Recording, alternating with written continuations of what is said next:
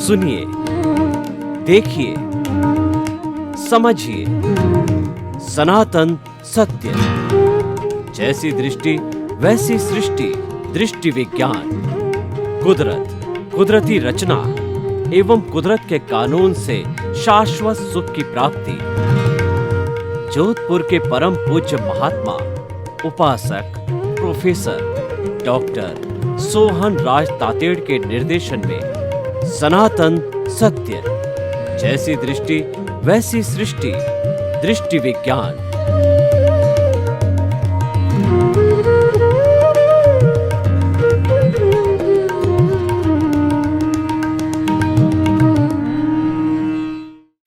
भाई और बहनों, मातृशक्ति को नमन। स्टूडियो में आपका हार्दिक स्वागत है, अभिनंदन है, सत्कार है। आत्मविज्ञान साइंस ऑफ द सोल कार्यक्रम के अंतर्गत हम आपके जितने जितने भी दोष है उनका निवारण करते हैं। दोष का अर्थ हुआ आपकी जितनी रॉन्ग बिलीफ है, आपकी जितनी नकारात्मक सोच है, उसको हम सकारात्मक में बदलते हैं। और ये सारा कार्य हम नए नए एपिसोड्स के माध्यम से करते हैं। हमारा उद्देश्य है किसी न किसी तरीके से आप अच्छे इंसान बने। हमारा ये मंतव्य है, सुधरे व्यक्ति समाज, व्यक्ति से राष्ट्र स्वयं सुधरेगा। हम आपको किसी न किसी रूप में सुधारना चाहते हैं। ये हमारा एक लक्ष्य है कि जब आप सुधरेंगे तो समाज सुधरेगा, समाज सुधरेगा तो देश सुधरेगा, देश सुधरेगा तो विश्व सुधरेगा, और विश्व जो है ये एक स्वर्ग बनेगा, जीने योग्य बनाएगा।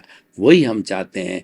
तो आज हम एक बहुत सुंदर एपिसोड लेकर के आपके सामने हाजिर हो रहे हैं। आज का हमारा विषय शक्ति और प्रतिरोधात्मक शक्ति। भाई और बहनों, ये दो किनारे हैं, दो शब्द हैं, शक्ति और प्रतिरोधात्मक शक्ति। क्या होता है कि कोई भी एक चीज होती है और दूसरा उसका विरोध करने वाली होती है। अब जैसे मैंने इस हाथ से फोर्स लगाया, उस फोर्स को रोकने के लिए सामने से जो चीज आ रही है वह प्रतिरोधात्मक शक्ति है। मैंने ये एक्शन किया, इधर से रिएक्शन आ गया, ये प्रतिरोधात्मक शक्ति है। हर एक्शन के साथ में रिएक्शन होता है। हर शक्ति के साथ में एक प्रतिरोधात्मक शक्ति काम करती है, तभी संतुलन होता है। मैं आपको उदाहरण देना चाहता हूं कि जो लोग साइंस के विद्यार्थी हैं वो सेंटर ऑफ ग्रेविटी को जानते हैं कि सेंटर ऑफ ग्रेविटी जब जाके स्थिर होती है तो वस्तु स्थिर रहती है, और सेंटर ऑफ ग्रेविटी स्थिर से इधर मुड़ी 5-10% एंगल से, डिग्री से, या इधर मुड़ी तो वह वस्तु टॉपल हो जाएगी। कैसे? देखिए कि हम चल रहे हैं, चलते चलते मान लीजिए हम थोड़े अनबैलेंस हो गए। हमने सामने वाले एक्शन रिएक्शन दे करके, प्रतिरोधात्मक शक्ति दे करके हमने अगर बॉडी की सीजी को सही किया तो हम स्थिर हो जाते हैं, और सीजी को सही नहीं किया और कई बार सही नहीं हो पाती तो हम गिर जाते हैं। ठीक उसी तरीके से ये पृथ्वी की जो सेंटर ऑफ ग्रेविटी है, जिस कील पे पृथ्वी घूम रही है वह सूर्य के इर्द गिर्द ये पृथ्वी घूम रही है, और पृथ्वी के इर्द गिर्द जो है वो उसके एक्सिस के ऊपर चंद्रमा घूम रहा है। तो जब सूर्य जो है, जब इसकी सेंटर ऑफ ग्रेविटी पृथ्वी की स्थिर है, तब हमें तीनों ऋतुएं बराबर मिलेगी, कोई चंद्रग्रहण नहीं होगा, कोई सूर्य ग्रहण नहीं होगा, और इसके स्थिरता से न अतिवृष्टि होगी, न अनावृष्टि होगी, न सुनामी आएगा, और न किसी तरह का जो कहना चाहिए महामारी आएगी। सीजी डिस्टर्ब हो गई तो, और सीजी डिस्टर्ब क्यों होती है? इसका अतिरिक्त दोहन किया जाता है।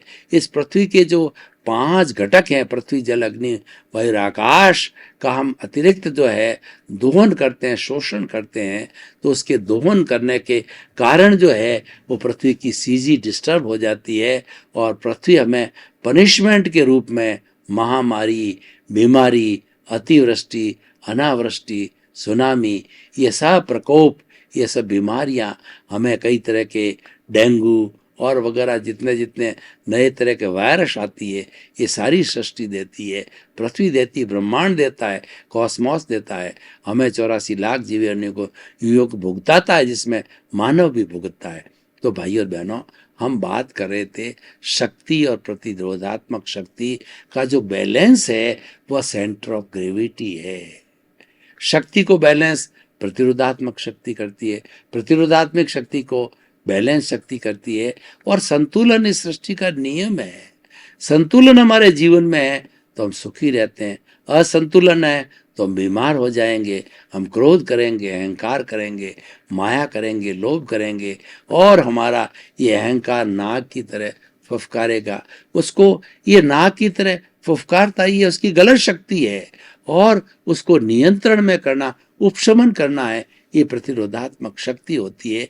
यानी हर एक व्यक्ति का, हर एक का जो है वह, उसका कहना चाहिए प्रवाची शब्द में हम विलोम बोलते हैं, विलोम होता है स्त्री का पुरुष, रात का दिन, और जो है वो रानी का राजा। इस तरीके से जो है ये विलोम है, तो शक्ति का विलोम है, प्रतिरोधात्मक शक्ति है। अब देखिए, शक्ति दो तरह की होती है।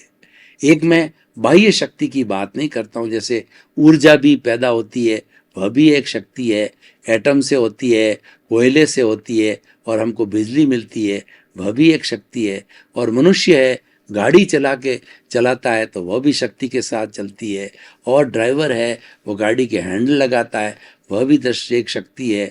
और जो कोई भी जो है वो मजदूर खड्डा खोदता है, वह भी उसकी शक्ति है। यानी जो हम मन वचन काया से कार्य करते हैं वो सारी उसमें शक्ति का उपयोग होता है। अब ये मन वचन काया की जो शक्ति पैदा होती है उसको हम प्राण ऊर्जा भी बोलते हैं, उसको हम विटालिटी भी बोलते हैं।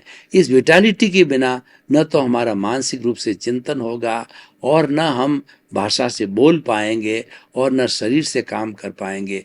हम इतने निढाल हो जाएंगे, इतने बीमार हो जाएंगे कि खटिया पर पड़े ही रहेंगे, और व्यक्ति कोमा में भी जा सकता है, डिप्रेशन में भी जा सकता है। इन सब का कारण है विटालिटी की कमी होना। अभी विटालिटी पैदा कैसे होती है? विटालिटी पैदा होती है भोजन से, पानी से, अग्नि यानी सूर्य के ताप से, विटामिन डी से, और शुद्ध वायु का अर्थ होता है ऑक्सीजन के माध्यम से। आजकल देखिए, हमारे शरीर को पोषण देने वाले कई तरह के मिनरल्स होते हैं, ए मिनरल्स, बी मिनरल, सी मिनरल, डी मिनरल, ई मिनरल्स। ये जो डी है सूर्य की किरणों से मिलता है, कुछ हमारे पेड़ पौधों से मिलता है, फ्रूट से मिलता है, शाक सब्जियों से मिलता है, दूध से मिलता है। ये सारी चीज़ें जो है हमें जो है शक्ति प्रदान करती है, और ये हमारा सारा जो है भोजन के नाता है, पानी होता है पीने का, और ऑक्सीजन होती है, और उसके साथ अग्नि, जठराग्नि भी होती है, जो हमारे ये सारा भोजन लेते हैं उसको पचाती है। तो भाई और बहनों, ये सारी दुनिया शक्ति है, और शक्ति को दुर्गा का रूप कहा जाता है। दुर्गा माँ होती है, जो संत पुरुष होते हैं उनकी रक्षा करती है, और जो दुर्जन होते हैं उनको भालों से मारती है। वो संतुलन पैदा करती है, क्योंकि उसमें शक्ति भी है और प्रतिरोधात्मक शक्ति भी है। हमारा शरीर देखिए कि हमारा शरीर के अंदर जो जिस शक्ति की बात कर रहा हूँ, विटालिटी को, ये विटालिटी से चलता है। और साथ साथ में हमें ये प्रकृति माँ जब जन्म देती है तो जन्म के साथ ही हमारा एक यूनिबिल्ट सिस्टम लगा करके भेजती है। यूनिबिल्ट सिस्टम क्या होता है? आजकल हमारे इलेक्ट्रिक उपकरण आ रहे हैं, उसके अंदर हमारे वोल्टेज को फ्लक्चुएशन करने के लिए वोल्टेज स्टेबलाइजर लगा के, ऑटोमेटिक लगा के दे दिया जाता है, और को अलग से नहीं रखना पड़ता है। पहले समय में वोल्टेज स्टेबलाइजर अलग से रखना पड़ता था, आजकल तो यूनिबिल्ट भीतर ही फिट हो जाता है। जब वेरिएशन होता है वोल्ट का, वो शॉक्स को जो एब्जॉर्ब कर लेती है, और हमारा जो इलेक्ट्रिकल अप्लायंस है, चाहे हमारा कैमरा है, चाहे हमारा टीवी है, चाहे हमारी जो है प्रेस है, या कोई भी चीज़ है, उसको जलने नहीं देती है, उसके अंदर रेजिस्टेंस समाप्त नहीं होने देती है। तो भाई और बहनों, ये प्रतिरोधात्मक शक्ति है, एक रेजिस्टेंस है। ये जो हमारा कोई भी एक्शन आया उसके अगेंस्ट रिएक्शन है। तो ये हमारे भीतर प्रतिरोधात्मक शक्ति के रूप के अंदर प्रकृति हमारे शरीर के अंदर ब्लड के द्वारा जो सर्कुलेशन होता है, और यही खाद्य सामग्री है, पूरे शरीर के एक तंत्र, एक एक कोशिका तक पहुंच जाता है। और जिस कोशिका के अंदर ब्लड नहीं जाता है, मान लीजिए हाथ की कोशिकाओं के अंदर ब्लड नहीं गया, पैर की कोशिकाओं के अंदर ब्लड नहीं गया, तो वो लकवा मार जाता है। और हमारे माइंड के अंदर ब्लड नहीं गया तो हम कोमा के अंदर चले जाते हैं, रीढ़ की हड्डी के अंदर ब्लड नहीं पहुंचा तो जो है वो हमारा कोमा हो जाता है, ब्रेन हेमरेज हो जाता है। रीढ़ की हड्डी में नहीं गया तो जो है हमारी रीढ़ की हड्डी भी क्षतिग्रस्त हो जाती है।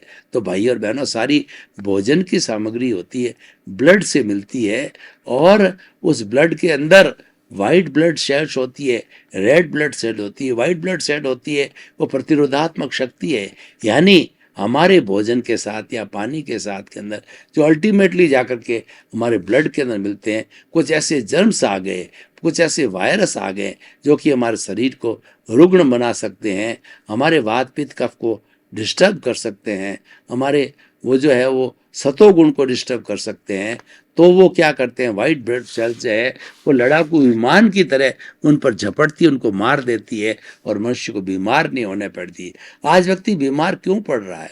इतनी दवाइयाँ आई, इतने इतने टेस्ट कराए और इतनी शोध के बाद भी बीमारियां बढ़ रही है। इसका कारण क्या है कि व्यक्ति की प्रतिरोधात्मक शक्ति घट गई है। प्रतिरोधात्मक शक्ति विटालिटी से आती है, विटालिटी बनती नहीं है, और साथ साथ के अंदर श्रम नहीं होता। मनुष्य के अंदर 3 तरह की प्रकृति ने हमको जो है क्वालिटीज दे करके भेजा है, वो संतुलन के लिए प्रतिरोधात्मक शक्ति के रूप में है। वो क्या क्या है? शम, शम और शम। सम का मतलब समभाव। हमारा क्रोध, अहंकार, माया, लोभ ये नाग फुफकारते हैं, तो हमें पुरुषार्थ करके उनको शांत रखना चाहिए, उनको नियंत्रण में रखना चाहिए। वो कई प्रयोग से किया जा सकता है। तो ये हो गया सम। और शम का मतलब है शमन करना। उसको जो है, हमारे भीतर क्रोध आ गया तो क्रोध को बाहर एक्सप्रेस नहीं करना, और हमारे भीतर बुरे विचार आ गए तो अभिव्यक्त न करना। वो शमन करना, हमारे विचारों का, भावों का शमन करना, वो आत्मा और मन तक ही रहने देना, अभिव्यक्ति वो वाणी में नहीं आना, ये शम हो गया। तीसरा श्रम। श्रम का मतलब ये है, इस शरीर को घुमाते रहो और मन को स्थिर रखो। कई लोग हमको ये शिकायत करते हैं, कई लोग हमारे कहते हैं कि उपासक महोदय, जो हमारा मन नहीं टिकता है, मन भटकता रहता है, और खास आप ध्यान के लिए हमको कराते हो, जब हम ध्यान में करने बैठते हैं तो मन जो है और ज़्यादा भटकता है, गंदी गंदी जगह जाता है। जो नॉर्मल हम बैठे रहते हैं उसमें नहीं जाता है, ध्यान करते समय वो तुरंत चला जाता है। इसका कारण क्या है कि मैं इसका उदाहरण बताता हूँ कि गांव के अंदर बहुत बड़ा उकरडी बोलते हैं, जिसके अंदर की हमारी जो दुर्गंध वाली चीज़ें इकट्ठे होती जम गई। उस जमे हुए टीबे के ऊपर से हम जाते हैं, करते हैं, हमको कोई बदबू महसूस नहीं होती है। लेकिन जो ही हमने कुचलना चालू, उसकी सफाई करके बाहर डालने की कोशिश की, तो बदबू जो है पूरे घर के क्या, पूरे मोहल्ले के अंदर फैल जाती है। इतनी ज़बरदस्त बदबू देता है। तो ठीक इसी तरीके से हमारे ये जो विचार है, ये क्या है कि जब हम ध्यान करने बैठते हैं तब हम एकाग्र होते हैं।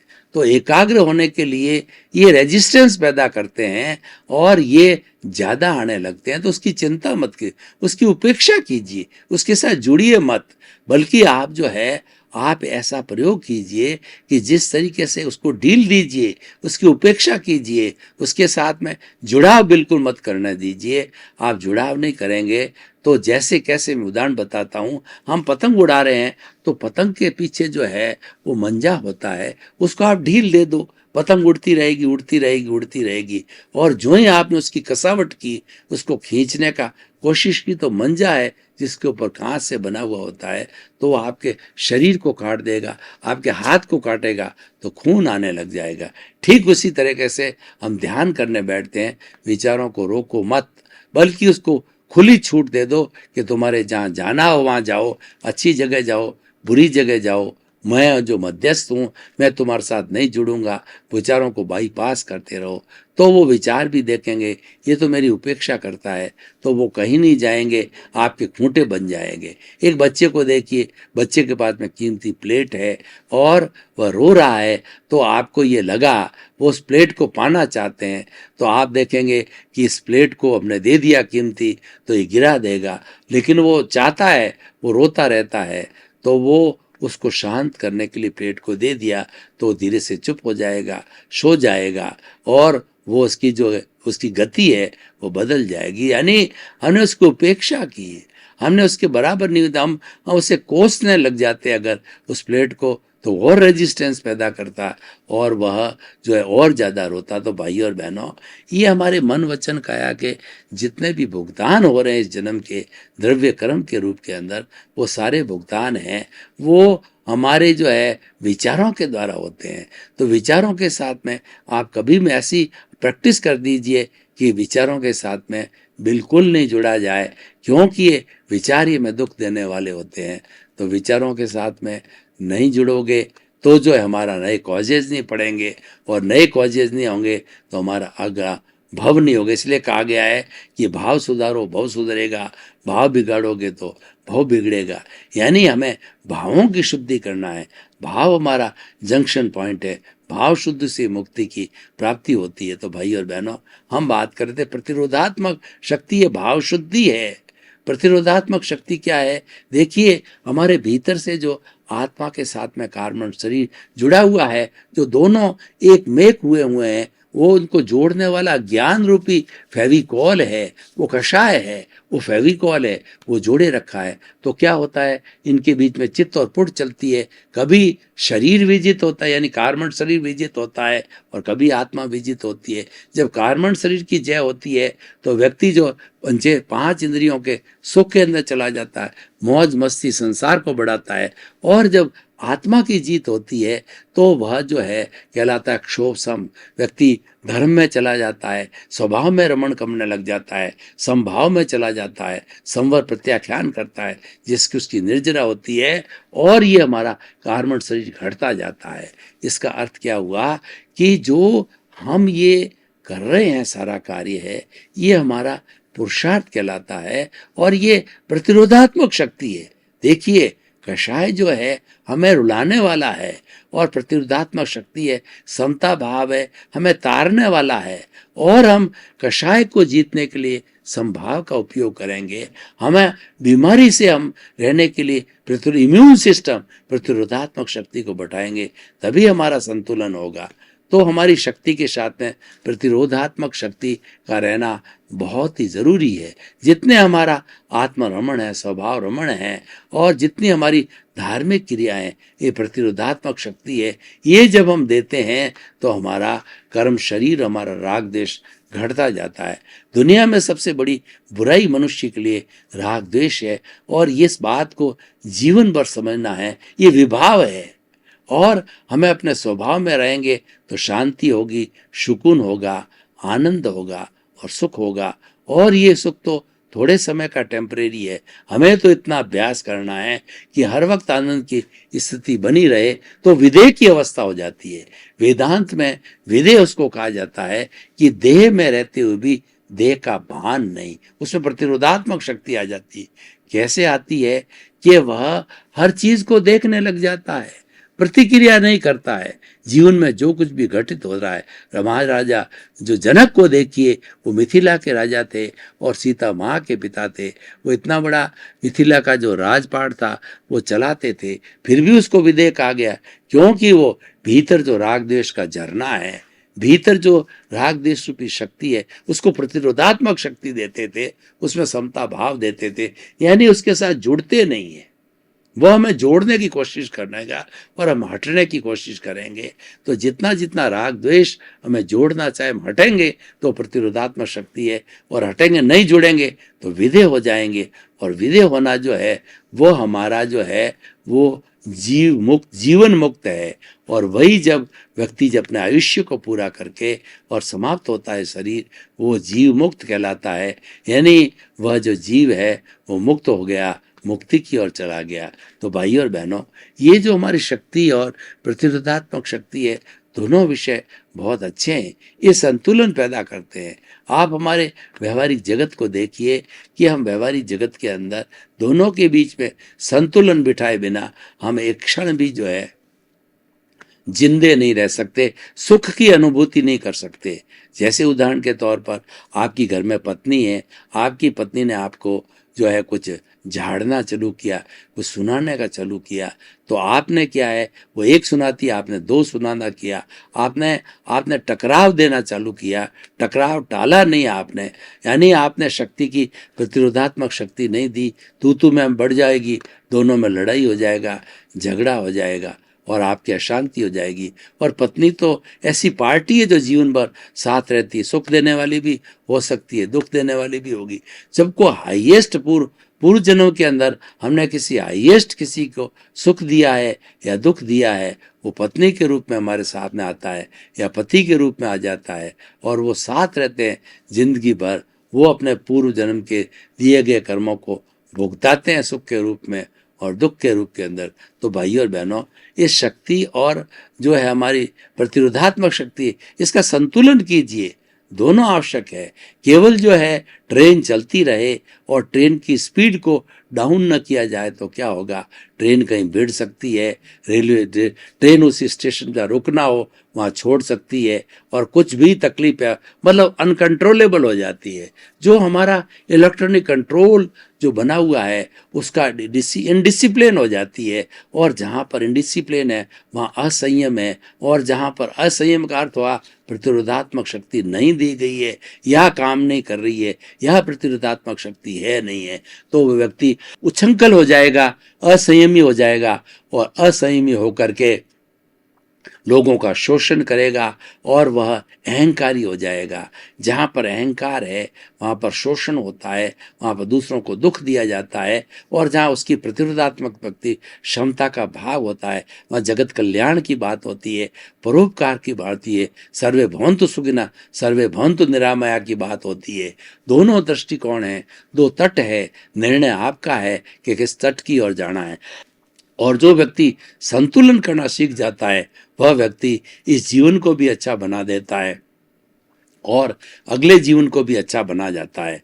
आज हम अच्छे क्यों हैं कि हमारा पास्ट अच्छा रहा हुआ है, यानी पूर्व जन्म के अंदर हमने जो है शुभ कार्य किए हैं तो हमको ये अच्छा शरीर मिला है, और पूर्व जन्म ने पाप के अशुभ कार्य किए हैं तो हमें ये जो है झुग्गी झोंपड़ी का जीवन मिलेगा।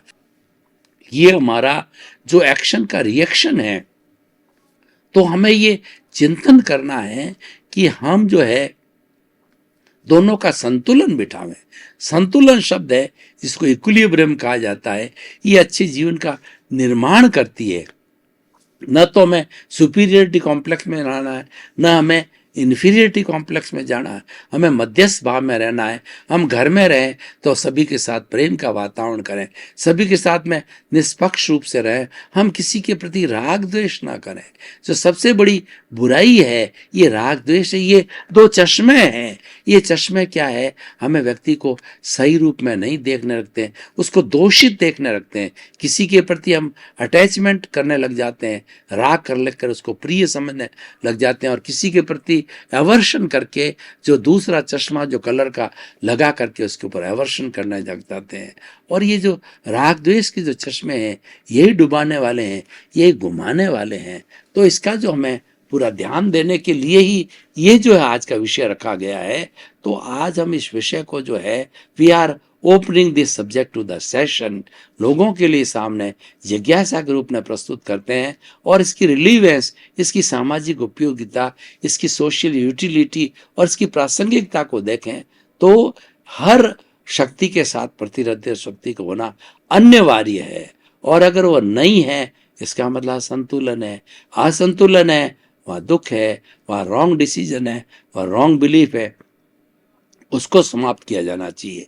तो ये संतुलन हम कैसे बिठावें? संतुलन बिठाने के लिए हमें विवेक को जागृत करना पड़ेगा, हमें अपने इंट्यूशन को जागृत करना पड़ेगा।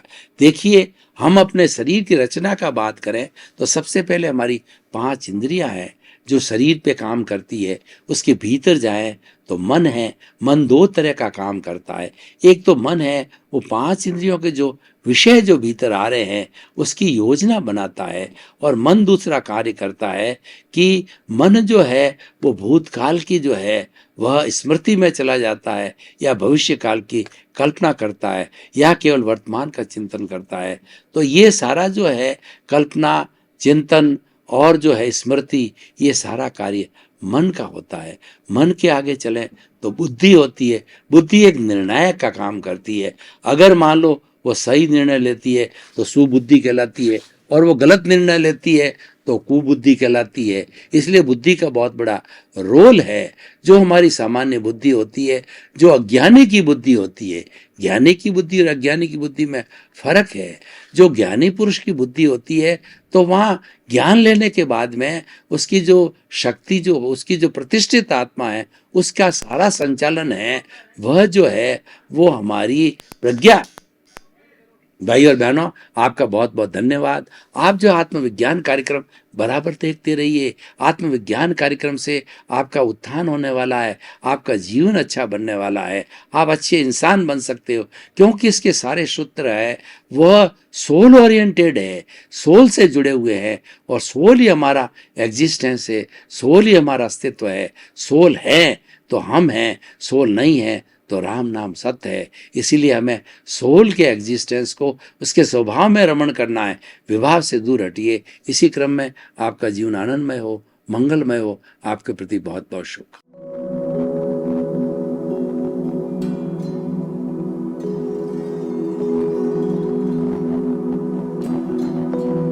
एक ऐसा अंतर्राष्ट्रीय ख्याति प्राप्त मानव जो गुरु प्रेरणा से पिछले 20 वर्षों से वानप्रस्थ जीवन जीते हुए 24 घंटे मानवता की सेवा में संलग्न है।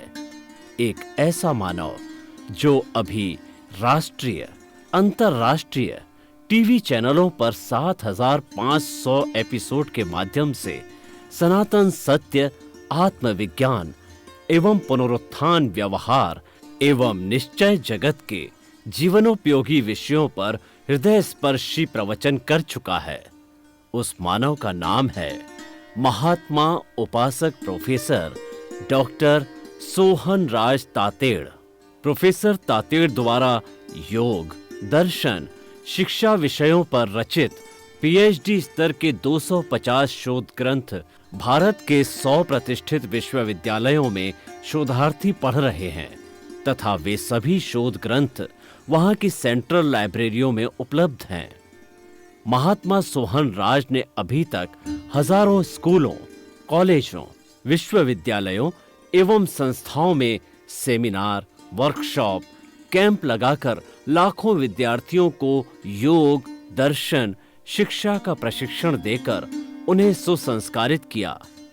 डॉक्टर तातेड़ ने भारतीय संस्कृति उत्थान के 4000 से अधिक समसामयिक विषयों पर आर्टिकल लिखकर ऑनलाइन जर्नल, पत्रिकाओं, वेबसाइट्स पर प्रकाशित किया, जिसका उपयोग लाखों पाठक कर रहे हैं।